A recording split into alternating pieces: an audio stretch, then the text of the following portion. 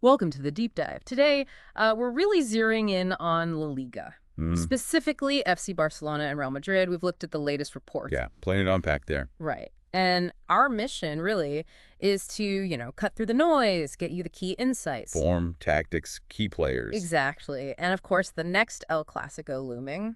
Always is. It's the core of Spanish football, isn't it? Yeah. Analyzing them tells you so much about the league itself. Okay, let's start with Barcelona then. They're behind Real Madrid in the table, sure, but you feel something's building. There's definitely momentum. That recent 3-0 win, for example, it felt like more than just a win, like they're finding their feet again. Yeah, and what's interesting is how it's happening. Several things clicking at once. Like Lewandowski. Exactly. It's not just goals, though he's scoring. It's his movement, holding the ball, creates space. So younger guys. Right, for Yamal and, crucially, for Pedri, now he's back. Mhm. Pedri's creativity, well, they missed that. Unlocks so much. And Yamal. And Yamal. Wow.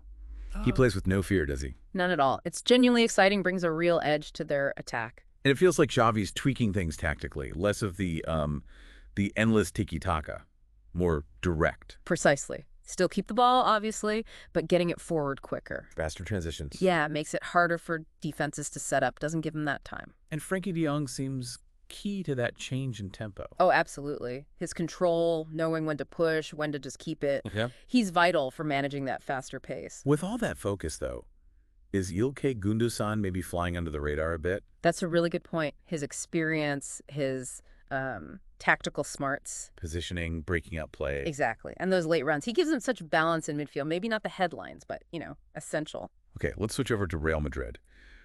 Leading the league, but maybe a bit shaky lately, is that fair? I think so. Results are still there mostly. But that recent, what was it, a 1-1 draw? Yeah, against a tough side. It just hinted they're not quite invincible like they looked earlier. And a big factor, there must be Jude Bellingham's injury. Huge factor. He was incredible, wasn't he? Goals, energy from midfield. So how do they replace that attacking punch? Well, the focus shifts, doesn't it? On to Vinicius Jr. Right. Can he carry even more of that load, provide the goals, the spark, without Bellingham popping up alongside him? He certainly has the quality. Pace, dribbling, always a threat. No doubt. But Bellingham had that knack, didn't he? Arriving late, unexpected goals. Yeah. Without that, maybe Madrid are a touch more predictable. Even if Vinicius Jr. is brilliant. Exactly. The overall dynamic just changes. And tactically, Ancelotti's system. Yeah. It's that interesting hybrid, isn't it? 4-4-2 defending, morphing into a 4-3-3 going forward. Yeah, it provides that midfield solidity, but allows attacking width. And Camavinga, still often playing at left back. What's the thinking there? Master stroke or just plugging a gap? Well, probably a bit of both. His energy is amazing, covers so much ground, helps the transition. But it's not his natural spot. Right. So you sometimes see maybe a positional slip, something a clever winger could exploit.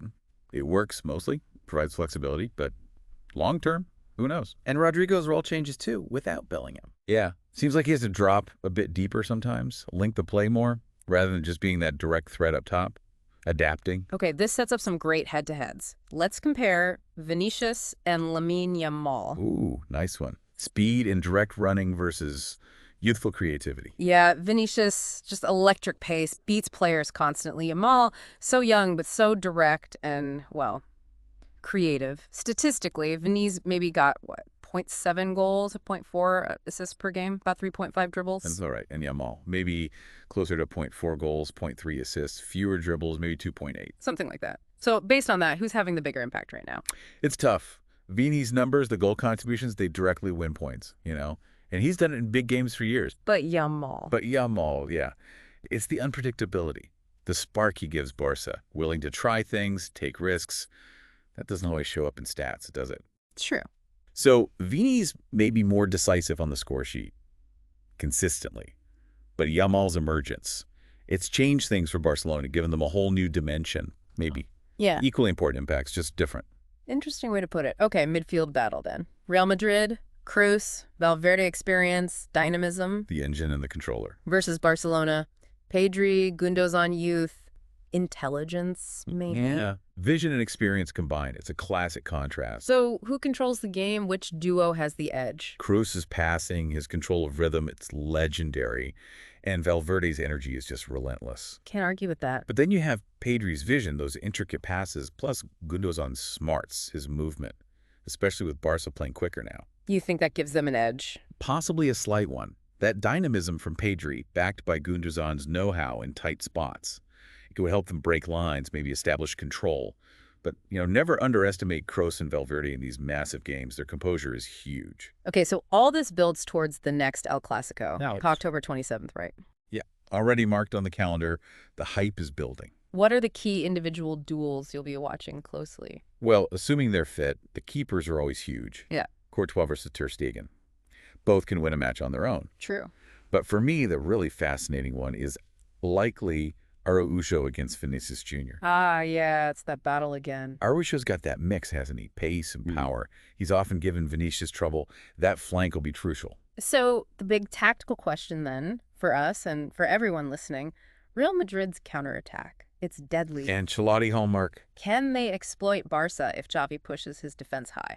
Or can Xavi somehow tactically find a way to nullify that, maybe win it in midfield? That's the million-dollar question, isn't it? Madrid's speed on the break, it Yeah. can punish any mistake, any space left behind. But Xavi's shown he can adapt. He has. He's getting more pragmatic, maybe. If Barca get that balance right attack, but stay solid, and if their midfield can control the ball, limit those transitions, they might just dictate things. So execution on the day, minimizing errors.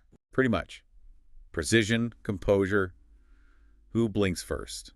It's going to be absolutely captivating. It really is. And, well, that kind of wraps up our deep dive for today on Barca and Real Madrid. Hopefully, this gives you a clearer picture of where things stand. Yeah, their form, the tactics, the players to watch. It's a rivalry that just keeps evolving. Fascinating strategic chess match. Absolutely. So now it's over to you. What do you think? Your predictions for El Clásico. Let us know. Comments, social media, wherever. Who wins and why? Yeah, we want to hear it. And maybe chew on this too. There's been talk, about Barca's amazing young talent versus Madrid's incredible squad depth. Right. The youth wave versus the deep bench. Which one is the bigger long-term threat to the other? What does that difference, youth versus depth, mean for El Clásico down the line? And for La Liga overall? Will that young energy eventually take over? Or does Madrid's ability to rotate and bring in quality just give them a lasting edge? It's a really interesting question to think about for the future. Definitely something to mull over. Thanks for joining us for this deep dive. Catch you next time.